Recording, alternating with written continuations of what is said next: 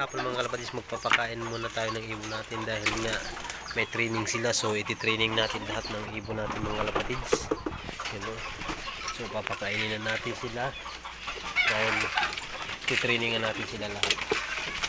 Ay, may matitira ditong dalawa mga kalapatids, apat pala. So pakainin muna natin silang pang malakasan mga kalapatids. So yun mga kalapatids. So yung breeder natin, papakainin din natin yung mga breeder natin mga kalapatids. Kasi yun na.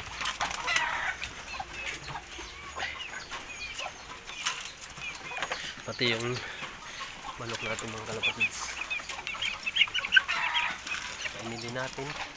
So yun mga kalapatids, magmamadali tayo dahil yun, dahil alas 7 lang ngayon dun mga kalapatids yung ng PRPC.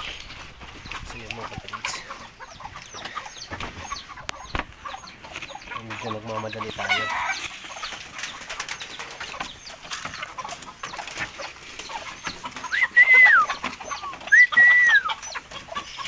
So yun mga kalapatids, update ko na lang kayo sa susunod na. Nandito na, so 6 na piraso itong mga idol nandito sa loob. Yun o, so para silang sardinas. So wala tayong ibang training box, so ito lang ang pinagtyagaan natin, training box mga idol. So tara, alis na tayo dahil ikakarga na natin. Alas 7 lang yung PRPC, yung loading station natin mga kalapatids sa Makinabang. So tara, let's go. Medyo masama yung yun, lakas ng hangin mga kalapatids.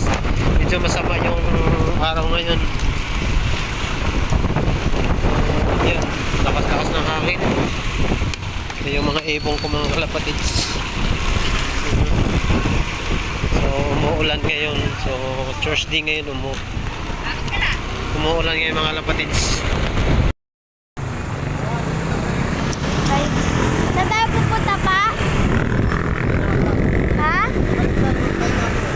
Ha? Pahiga?